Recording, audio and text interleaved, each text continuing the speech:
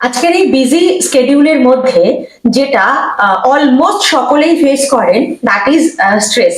সেটা আপনার professional life হতে পারে, সেটা আপনার পার্সোনাল লাইফ হতে পারে।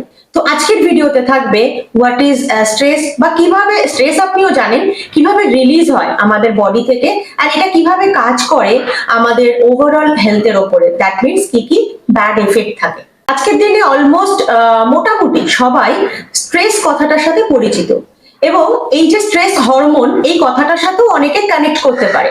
তো অ্যাকচুয়ালি স্ট্রেস হরমোনের সাইন্টিফিক নামটা কি? সাইন্টিফিক নেম হচ্ছে কর্টিসল হরমোন।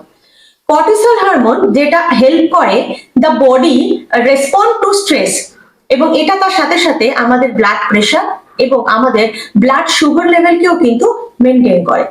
এই কর্টিসল হরমোন কিভাবে কাজ করে? আমাদের বডিতে অ্যাড্রেনাল গ্ল্যান্ড যেটা থাকে অ্যাকচুয়ালি আমাদের টপ অফ দ্য কিডনি, যেটা এই কর্টিসল হরমোনকে প্রডিউস করে। এবং এই কতটা কর্টিসল হরমোন প্রডিউস হবে বা কতটা রিলিজ করবে অ্যাড্রেনাল গ্ল্যান্ড এই কর্টিসল হরমোনকে, সেটা রেগুলেট করে হচ্ছে আমাদের পিটুইটারি গ্ল্যান্ড, যেটা আমাদের ব্রেনে থাকে।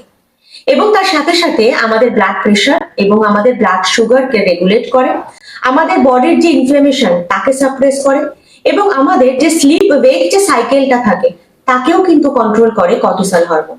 এবং তার সাথে সাথে আমাদের ইমিউন ফাংশনের উপরেও কিন্তু কাজ করে কর্টিসল হরমোন, সো দ্যাট আমাদের ওভারঅল হেলথের ওপরে কিন্তু এই যে স্ট্রেস হয় আমাদের লাইফে, সেটার সাথে কিন্তু এই কর্টিসল হরমোন ওতপ্রোতভাবে জড়িয়ে রয়েছে, এবং সেই কারণেই একে আমরা স্ট্রেস হরমোন বলে থাকি। তো দেখে নিই আমরা আমাদের কর্টিসল লেভেল যখন হাই হয়ে যায় তখন আমরা কি কি সমস্যাকে ফেস করতে থাকি। প্রথম যে সমস্যা ফেস করি দ্যাট ইজ ওয়েট গেইন। তার সাথে সাথে হাই ব্লাড প্রেশার আসতে থাকে, হাই ব্লাড সুগার, এবং দেখবেন আপনি লক্ষ্য করে আপনার যে বোনস থাকে সেটাও কিন্তু আস্তে আস্তে উইক হতে থাকে, দ্যাট মিনস মাসেল উইক হয়। নানা রকম স্কিন রিলেটেড ইস্যুস আসতে থাকে, এবং বেসিক্যালি আমাদের মহিলাদের মেনস্ট্রুয়াল প্রবলেমে একটা পার্ট স্টার্ট হতে থাকে। আমাদের ইনফেকশনের পসিবিলিটিস খুব বাড়তে থাকে, ডাইজেস্টিভ সিস্টেমের একটা ইস্যু হয়, এবং তার সাথে সাথে আমাদের হার্ট প্যালপিটেশনও কিন্তু স্টার্ট হয়ে যায়। যে কোনো জিনিস যখন খুব বেশি পরিমাণে হয় তখন সেটাও যেরকম প্রবলেম আমাদের, তার সাথে সাথে যদি খুব কম হয় সেটাও আমাদের প্রবলেম। তো হাই কর্টিসল লেভেল যখন খুব লো হয়ে যায় সেই টাইমে আমরা কি কি সমস্যাকে ফেস করতে পারি চলুন দেখে নিই। প্রথম সেটা হচ্ছে আপনি ফেস করবেন ভীষণ ফ্যাটিক, দ্যাট মিনস আপনি টায়ার্ড হয়ে যাচ্ছেন, আপনার ওয়েট লসের পসিবিলিটিস বাড়তে থাকে, আপনার ব্লাড প্রেশার অনেক সময় লো হতে স্টার্ট করে, এবং তার সাথে সাথে আপনার স্কিনে একটা ডার্কনেস এসে যায়, এবং মুডের ওপরেও কিন্তু এটা ভীষণভাবে একটা এফেক্ট চলে আসে। আপনি অল্প কিছুতেই ভীষণ ইরিটেবল হয়ে যাবেন, তার সাথে সাথে আপনার যেটা ইরিটেশন সেটা বাড়তে থাকবে, এবং আপনার লস অফ অ্যাপেটাইট হয়, দ্যাট মিনস আপনার ক্রেভিংসটা অনেক বেশি বেড়ে যায় বেসিক্যালি জাঙ্ক ফুডের দিকে।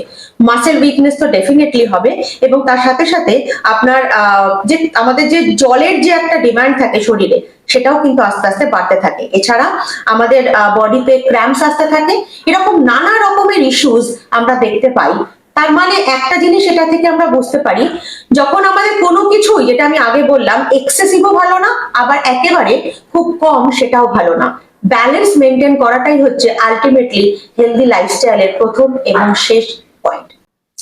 এরকম যদি ইনফরমেশন আপনার মনে হয় এগুলো আপনার এভরিডে লাইফস্টাইলে দরকার, তাহলে আমার ইউটিউব চ্যানেলকে সাবস্ক্রাইব করে নেবেন, এবং তার সাথে সাথে আমার ফেসবুক বা ইনস্টাগ্রামের ফলো বাটনটাকে প্রেস করে দেবেন।